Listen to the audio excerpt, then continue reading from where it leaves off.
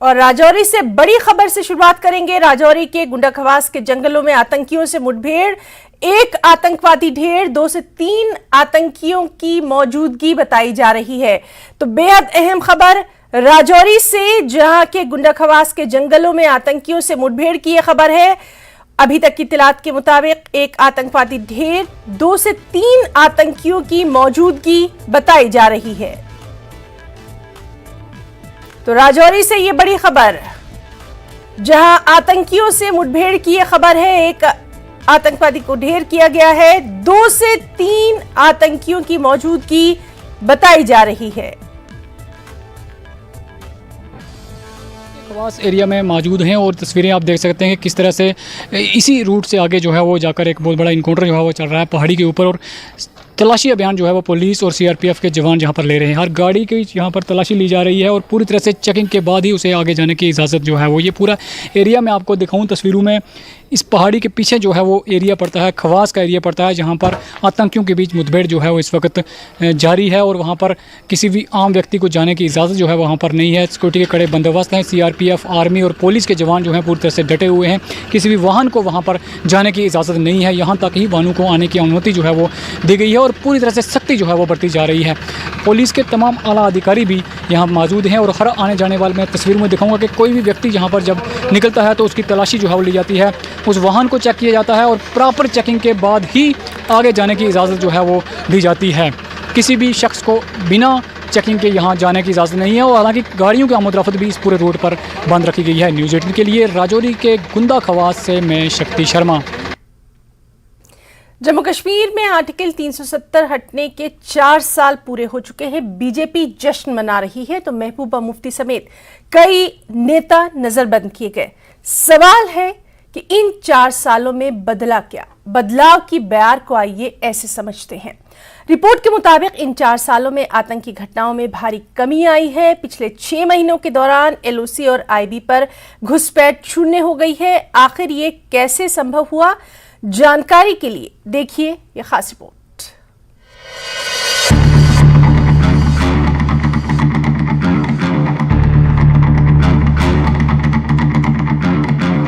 पाकिस्तान की तरफ से जम्मू कश्मीर में दहशतगर्दी की सरगर्मियों को अंजाम देकर जम्मू कश्मीर में अमन को खराब करने की कोशिशों के बावजूद दहशतगर्दी के खिलाफ जीरो टॉलरेंस की पॉलिसी ने अच्छी तरह काम किया है। आर्टिकल 370 की मनसूखी के बाद दहशतगर्दी के वाकयात का ग्राफ गिर गया है। दस्तयाब एदाद-ओ-शुमार के मुताबिक दहशतगर्दी के वाकयात में 29.24% कमी आई है। 16 दिसंबर 2005 से 4 अगस्त 2019 तक दहशतगर्दी के 612 वाकयात हुए। ये तादाद 5 अगस्त 2019 से 23 मार्च 2023 तक कम होकर 443 रह गई। इसी अरसे के लिए मुकाबलों की तादाद 513 से कम होकर 355 रह गई। 30.79% की कमी इसी अरसे में सिक्योरिटी फोर्सेस की हलाकतों की तादाद 370 से कम होकर 140 रह गई, जो कि 57.57% की कमी है। साल 2022 के दौरान दहशतगर्दाना तशद्दुद में हलाक होने वाले शहरियों की तादाद कम होकर 31 हो गई है। सिक्योरिटी माहिरीन का कहना है कि दहशतगर्दी के तशद्दुद में कमी आई है। दहशतगर्दों और उनके हमदर्दों के खिलाफ हुकूमत की फाल पॉलिसी का ये नतीजा है। सबसे पहले जो 370 हटने के बाद इकोसिस्टम पर प्रहार जो हुआ वो बहुत इम्पोर्टेंट है। जैसे जमात इस्लामी को बैन करना, हालांकि अल हदीस को नहीं किया, उस अहले हदीस को भी करना चाहिए था क्योंकि वो लश्कर को वो करती है।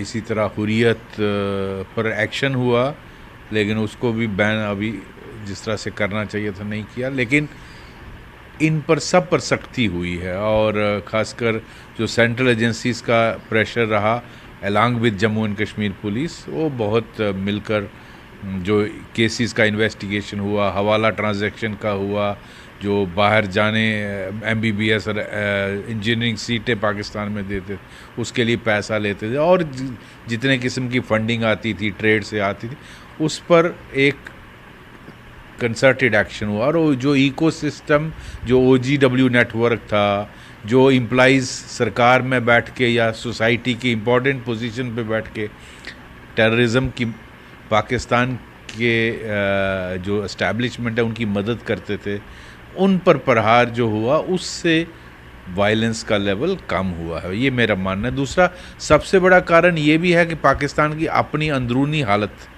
बहुत कमज़ोर हो गई है। पिछले अगर आप देखें 3-4 सालों में उनकी इकोनॉमी की जो कंडीशन है, आज उनको अपने लोगों के लिए खाना रोटी के लिए लोग तरसते हैं, बेसिक नेसेसिटीज़ के लिए लोग तरस रहे हैं, उनके बजट काटे जा रहे हैं, उनको उधार IMF से, चाइना से, UAE से, सऊदी अरबिया से उधार लेकर वो अपनी दिन ब दिन निकाल रहे हैं। तो पाकिस्तान की जो अंदरूनी इकोनॉमिक कंडीशन हालात बिगड़े हैं, उसकी वजह से पैसे की तंगी भी एस्टैब्लिशमेंट को और ISI को आई है, जो यहाँ सारी जिहाद के नाम पर जब कश्मीर में टेरर वायलेंस करता है, वो उस पे कमी होने का एक बड़ा कारण ये भी है।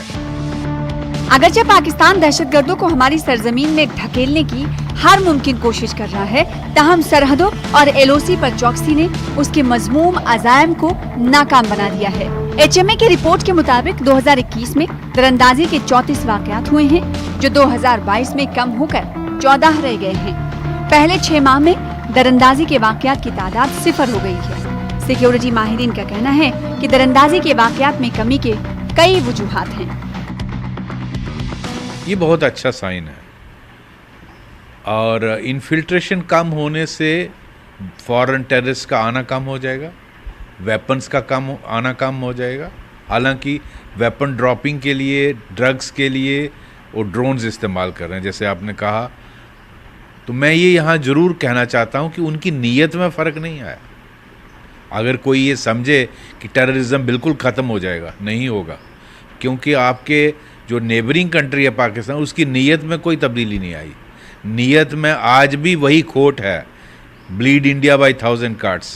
कश्मीर को उसका मैदान बना के रखो, मरते हैं लोग, मरने दो, कश्मीर के लोग मर रहे हैं, उनका तो कुछ नहीं जा रहा। उनके भी वो जो उनको उनसे भी सहानुभूति नहीं है, पाकिस्तानियों से भी पाकिस्तान के बच्चों को जो गुमराह करके यहाँ भेजते हैं, बाद में वो जानते हैं उनका क्या हाशर होता है, वो भी मारे जाते हैं। किसी का बेटा है, किसी का भाई है, किसी का बच्चा है, वो भी, उनके लिए भी पाकिस्तान की एस्टैब्लिशमेंट को कोई हमदर्दी नहीं है। इस हकीकत को देखते हुए कि पाकिस्तान और उसकी inter services intelligence agency ISI Jammu Kashmir में अमन को खराब करने पर तुले हुए हैं, सिक्योरिटी माहिरीन का कहना है कि सिक्योरिटी एजेंसियों को मुस्तकबिल में भी ताखीर को बरकरार रखने की जरूरत है। न्यूज़ 18 के लिए मनोज कौल की रिपोर्ट। और वहीं 370 के निरस्त होने के बाद से जम्मू कश्मीर में बड़े पैमाने पर बुनियादी ढांचे का विकास हुआ है। सड़क जैसे बुनियादी ढांचे के निर्माण के अलावा जम्मू से बारामूला तक रेल कनेक्टिविटी पर खास ध्यान दिया गया। पेश है ये स्पेशल रिपोर्ट।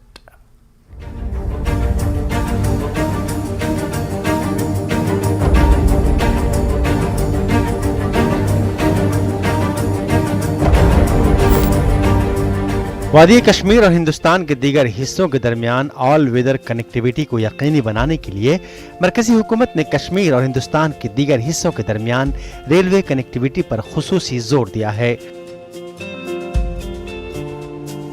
वज़ीर-ए-आज़म नरेंद्र मोदी की क़यादत वाली मरकजी हुकूमत जल्द अज जल्द कटरा को बारामूला से जोड़ने के लिए कदम उठा रही है। इसको यकीनी बनाने के लिए कटरा बानहाल सेक्टर में तामीराती काम मुख्तलिफ मुश्किलात और सख्त जोग्राफियाई हालात के बावजूद जोरों पर है। इस शोबे पर मजमूई अखराजात 2371 करोड़ से ज्यादा हैं। दरियाए चिनाब पर बावकार और दुनिया का बुलंद तरीन रेलवे पुल तामीर किया गया है।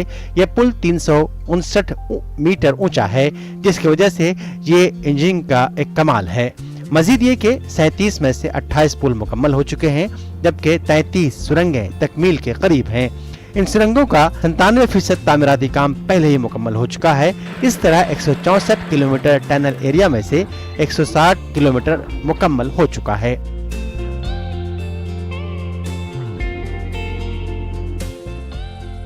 हुक्काम का कहना है कटरा और बानहाल के दरमियान रेलवे राब्ता जल्द ही हकीकत बन जाएगा। बनिहाल से लेकर बारामूला तक रेल लाइन हमारी ऑलरेडी बन चुकी है। जिसमें अभी तक का रेलवे का सबसे लंबा टनल जो कि बनिहाल काजीगुंड टनल है वो भी चालू है। इसके अलावा अभी कटरा से बनिहाल की लिंकिंग के ऊपर ज़ोर शोर से काम चल रहा है। मुझे ये बताते हुए बहुत खुशी हो रही है कि लगभग 95% काम हमारा पूरा हो चुका है इस सेक्शन में। इस सेक्शन में कई और विशेषताएं भी हैं, जैसे कि दुनिया का सबसे ऊंचा रेलवे आर्च ब्रिज भी हमारा इसी सेक्शन में है, चिनाब ब्रिज के नाम से जाना जाता है। इस ड्रीम रेलवे प्रोजेक्ट की तकमील से आम लोगों को मदद मिलेगी। ताजिर और कश्मीर में सियाहती तिजारत से वाबस्ता लोग इसके मुकम्मल होने का बेसब्री से इंतजार कर रहे हैं। इनका कहना है कि कश्मीर और मुल्क के बाकी हिस्सों के दरमियान रेलवे राब्ते से वादी में तिजारत और सयाहों की आमद को फ़रोग़ मिलेगा। हमारा ट्रेड है जो सफ़र करता है, कितने दिनों तक ये हाईवे पे रहता है, तो एक ट्रेन जो है मेरे ख्याल से it will serve as a alternate way और सस्ता, और 100% सस्ता। इससे हमारा फ्रेट जो हमारा कंपोनेंट बहुत बड़ा है, इससे आसानी होगी। रेलवे ट्रैक्स जम्मू, उधमपुर, कटरा और श्रीनगर कश्मीर तक ये कनेक्ट हो जाएगा, तो जो सबसे पहले जो मोनोप्ले आइलैंड्स की है वो ख़त्म हो जाएगी। ताजिरों के अलावा जम्मू कश्मीर के आम लोग इस प्रोजेक्ट को शुरू करने के लिए हुकूमत के शुक्रगुजार हैं। रेलवे लिंक की आप बात कह रहे हैं, उस रेलवे लिंक के साथ पूरी यूटी जम्मू कश्मीर जो भारत का सिरमौर भी है, उसका हिंदुस्तान के साथ डायरेक्ट लिंक होगा। इसके बहुत से फ़ायदे हैं। पहला नंबर, हिंदुस्तान के तमाम वो जो हमारे टूरिस्ट हैं जो जम्मू कश्मीर में आना चाहते हैं वो डायरेक्ट आ सकते हैं। जम्मू से प्रॉपर कश्मीर को जोड़ने के लिए बातें तो हम बहुत देर से सुनते रहते, लेकिन अगर उसमें देखा जाए अभी पिछले दिनों अगर देखें 4-5 साल के अंदर जब से 370 हटा है, उसके बाद तो इसमें तेज़ी काफ़ी आई है। तो उम्मीद रख सकते हैं कि आने वाले 6 महीनों में या साल के अंदर हमें जम्मू को कश्मीर के साथ हम रेल में बैठ कर जा सकते हैं, ऐसी उम्मीद रखते हैं। जम्मू कश्मीर के लोग बिलुमूम और वादी के लोग बिलखुसूस उस दिन का इंतजार कर रहे हैं जब बानहाल और बारामूला के दरमियान रेलवे खिदमात शुरू होंगी, जिससे यूटी में आम लोगों की जिंदगियों में मुस्बत तब्दीली आएगी। जम्मू से राजेंद्र टिक्को की रिपोर्ट। और जेके रिच लाइव में वक्त है एक छोटे से ब्रेक का, जल्द लौटेंगे।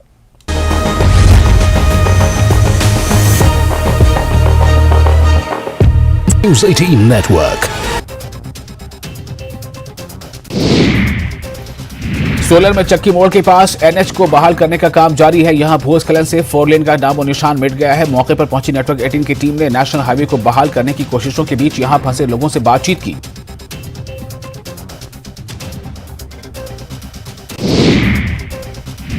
कुल्लू और मंडी जिले के सीमा बचौरा कटौला सड़क मार्ग पर सवारियों से भरी टेम्पो ट्रैवलर हादसे का शिकार हो गई। इस हादसे में टेम्पो ट्रैवलर में सवार 24 लोग घायल हो गए, जिसमें गंभीर रूप से घायल 2 लोगों को कुल्लू रेफर किया गया है। कैबिनेट मंत्री हर्षवर्धन चौहान, रोहित ठाकुर और सीपीएस मोहन लाल ब्रागटा ठियोग विधानसभा क्षेत्र के दौरे पर पहुंचे। यहां उन्होंने सड़कों को किसी भी सूरत में बहाल रखने के अधिकारियों को निर्देश दिए। उन्होंने बताया कि क्षेत्र में सड़कें खुली रखने के लिए 36 जेसीबी मशीनें तैनात की गई हैं। लाहौल दौरे के दौरान राजस्व, बागवानी और जनजातीय मंत्री जगत सिंह नेगी ने सिस्सू में टाउन एंड कंट्री प्लानिंग का विरोध कर ग्रामीणों से मुलाकात की। इस मौके पर विरोध कर रहे ग्रामीणों ने मंत्री को ज्ञापन सौंपा और 6 पंचायतों में लागू टीसीपी को हर हालत में निरस्त करने की मांग की है।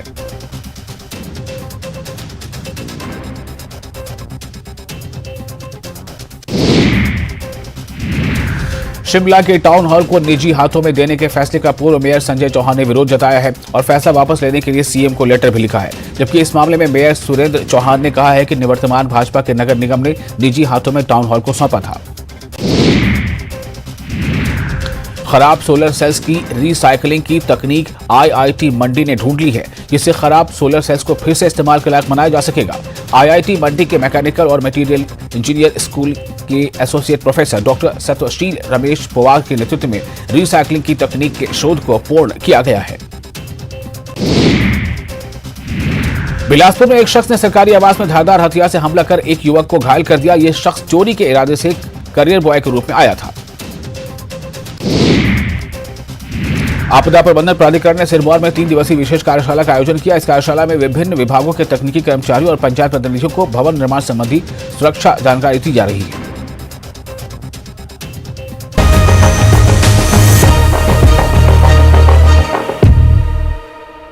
और ब्रेक के बाद जेकेएलएच लाइव में खबरों को आगे बढ़ाएंगे। आरएसपुरा में पश्चिमी पाकिस्तानी शरणार्थियों ने जम्मू कश्मीर से आर्टिकल 370 हटने के 4 वर्ष पूरे होने पर पुराना पिंड क्षेत्र में खुशी मनाई, सरकार का धन्यवाद दिया। पश्चिमी पाकिस्तानी शरणार्थियों एक्शन कमेटी के ऑल प्रधान मुल्कराज और उप प्रधान महेश योगी की अध्यक्षता में आयोजित इस कार्यक्रम के दौरान पश्चिमी पाकिस्तानी शरणार्थियों ने मिठाइयां बांटी, तिरंगा झंडा फहराते हुए कहा कि 5 अगस्त वर्ष 2019 को उन्हें सही मायनों में आजादी मिली थी। इसके लिए वो केंद्र की मोदी सरकार का आभार व्यक्त करते हैं।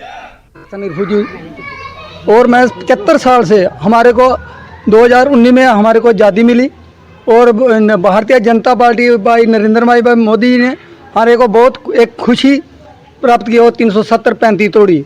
और हमारे जो बच्चे हैं आज वो फार्म लगा रहे हैं। 75 साल हमने मेहनत मजदूरी करके बच्चे पढ़ाए और किसी ने अभी तक हमारा फार्म लैंड में निकाल देते थे, उनको फार्म लगाने का टाइम नहीं देते थे, बोलते आप रिफ्यूजी हैं, आपको इधर अधिकार नहीं है। अब मोदी सरकार आई है और जो हम वोट भी डाल रहे हैं और हमारे जो मुश्किल काम थे वो भी हमारे पूरे हो रहे हैं। आरएसपुरा में लगातार बिजली कटौती को लेकर प्रदर्शन जारी है। आज भी कैंप वार्ड नंबर 73 के लोगों ने रोड बंद कर प्रदर्शन किया। लोगों ने आरोप लगाया कि 1 साल पूरा हो चुका है पावर रिसीविंग स्टेशन को बने हुए, लेकिन विभाग के अधिकारी अभी तक इलाके की बिजली के लोड को डिवाइड नहीं कर पा रहे, जिसकी वजह से सारा लोड एक ही रिसीविंग स्टेशन पर है और इसी की वजह से बिजली की लगातार कटौती है। लोगों ने इस समस्या को दूर करने की पीडीडी विभाग से मांग की। वार्ड नंबर 73 च ਇਹ ਬਿਜਲੀ ਦੇ ਖਿਲਾਫ ਹੈ ਕਿਉਂਕਿ ਸਾਡਾ ਜਿਹੜਾ ਤੁਸੀਂ ਦੇਖਿਆ ਸਾਡੇ ਚੱਟੇ ਰਿਸੀਵਿੰਗ ਸਟੇਸ਼ਨ ਇੱਕ ਪੂਰਾ ਤਿਆਰ ਪਿਆ ਹੈ। ਇੰਸਪੈਕਸ਼ਨ ਟੀਮ ਨੇ ਸਿਰਫ ਆਈ ਹੈ, ਉਸੇ ਇੰਸਪੈਕਟ ਕਰ ਰਹੇ ਹੈ ਤੇ ਉਹ ਜਿਹੜਾ ਲੋਡ ਸਾਡਾ ਜਿਹੜਾ ਭੋਰ ਕੈਂਪ ਚੱਟੇ ਦਾ ਲੋਡ ਹੈ ਜਿਹੜਾ ਉਹਦੇ ਵਾਦਾ ਡਾਇਵਰਟ ਕਰ ਰਿਹਾ ਹੈ, ਉਹਦੇ ਕਨੇ ਜਿਹੜੇ ਲੋਕਾਂ ਦੀ ਰਾਹਤ ਮਿਲਣੀ ਹੈ। ਔਰ ਤੁਸੀਂ ਦੇਖਿਆ ਪਿਛਲੇ 1 ਸਾਲ ਤੋਂ ਤਿਆਰ ਪਿਆ ਹੈ। ਗਵਰਨਮੈਂਟ ਦੀ ਬਿਜਲੀ ਡਿਪਾਰਟਮੈਂਟ ਦੀ ਨੈਗਲੀਜੈਂਸੀ ਦੀ ਵਜ੍ਹਾ ਕਨੇ ਅੱਜ ਲੋਕ ਹਰਾਸ ਹੋ ਰਹੇ ਨੇ। ਲੱਖਾਂ ਰੁਪਇਆ ਲੋਕ ਖਰਚੀ ਆਪਣੇ ਬੱਚੇ ਪੜ੍ਹਾ ਰਹੇ ਨੇ। ਇੱਕ ਸਾਈਡ ਆਖਣ ਬੱਚੇ का अच्छी शिक्षा दी जाए, कि'यां दी जाए? पूरी रात साडी लाइन नहीं दी रात ही दिने जेड़ा बेचारा पूरी रात दिहाड़ी लान जाता, पूरा दिन दिहाड़ी करता है, शामी दसो उसी अगर 2 घंटे रेस्ट नहीं मिले अगले दिन काम कि'यां करेगा? एक गरीब दे मुंह झुटने वाला की चीज़ है। तुसें देखा बिजली डिपार्टमेंट जबरदस्ती करी। और खबर अरनिया से है, जहां शनिवार को एक विमान के आकार का गुब्बारा मिला जिस पर पीआईए यानी पाकिस्तान इंटरनेशनल एयरलाइंस का लोगो बना हुआ था। पिंक और सफेद रंग का रहस्यमय गुब्बारा अरनिया के बयासपुर परला में खेतों में पड़ा मिला। जब लोगों ने पाकिस्तानी गुब्बारे को देखा तो तुरंत स्थानीय पुलिस को इस बारे में सूचित किया गया। इसके बाद पुलिस ने मौके पर पहुंचकर गुब्बारे को जब्त किया। जांच जारी है। कश्मीर के कुलगाम जिले में कल मुठभेड़ में शहीद हुए जवानों में से एक जवान का ताल्लुक बानीपुरा के दाची गांव इलाके से है। शहीद की पहचान वसीम सरवर बट के तौर पर की गई। वसीम की शहादत की खबर जैसे ही इलाके में पहुंची, इलाके में गम की लहर दौड़ गई। वसीम के बारे में बताया जा रहा है कि वो हाल ही में घर लौटा था और ईद की छुट्टियों पर वो घर लौटा था। कुछ समय बिताने के बाद वो फिर से ड्यूटी उन्होंने ज्वाइन की थी। वसीम के पड़ोसियों ने बताया कि वसीम एक नर्म मिजाज और मिलनसार नौजवान होने के साथ साथ अच्छा फुटबॉलर भी था। वसीम के परिवार में उनके वालिदैन, 3 बहनें, 2 भाई और उनकी अहलिया शामिल हैं। दुखी आज पूरे गांव में मातम सा छाया हुआ है जब से हमने सुबह ये न्यूज़ सुनी कि हमारे गांव के एक अजीज़ वसीम सरवर शहीद हो गए। आपको शायद पता नहीं होगा, ये हमारे गांव का नहीं बल्कि पूरे डिस्ट्रिक्ट बांडीपोरा का एक बेहतरीन फुटबॉलर था।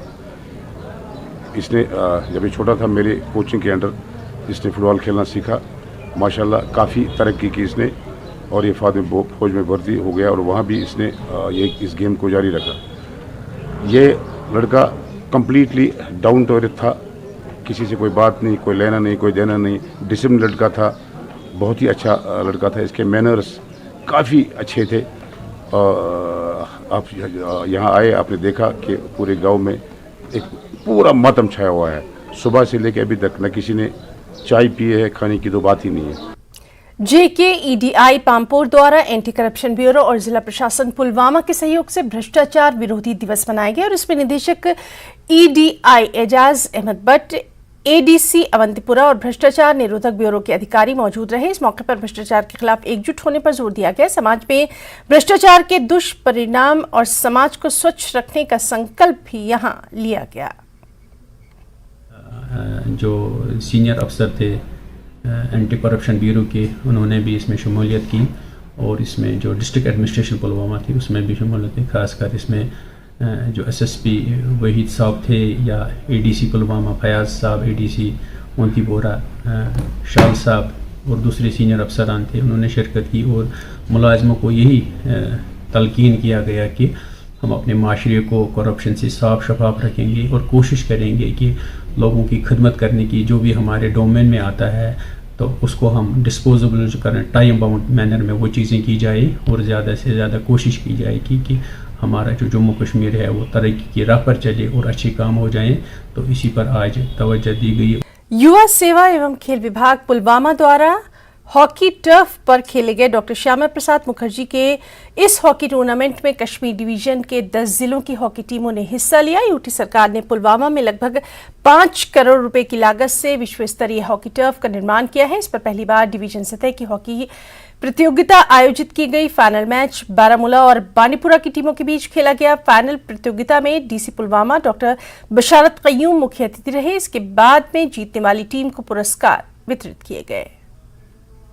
फेवरेट डेस्टिनेशन बन रही है। आपने देखा बाकी डिस्ट्रिक्ट से भी यहाँ टीम्स आती हैं, मैच होते हैं। आज तो यहाँ ये जो हॉकी का टूर्नामेंट है उसका फाइनल है। इससे पहले भी आप देख चुके हैं कि क्रिकेट का हमारा फाइनल चल रहा है और रिसेंटली हमने जो नाइट कबड्डी या बाकी स्पोर्ट्स हैं वो भी कर रहे हैं और एक बहुत अच्छी शुरुआत है और जिसको आगे लेके बढ़ना। और यहाँ डिस्ट्रिक्ट लेवल के साथ साथ बाकी जो हैं रीजनल एरियाज़ वहाँ भी स्पोर्ट्स एक्टिविटीज़ होंगी और मुझे खुशी है कि यूथ काफ़ी इसमें आगे आ रहे हैं, पार्टिसिपेट कर रहे हैं।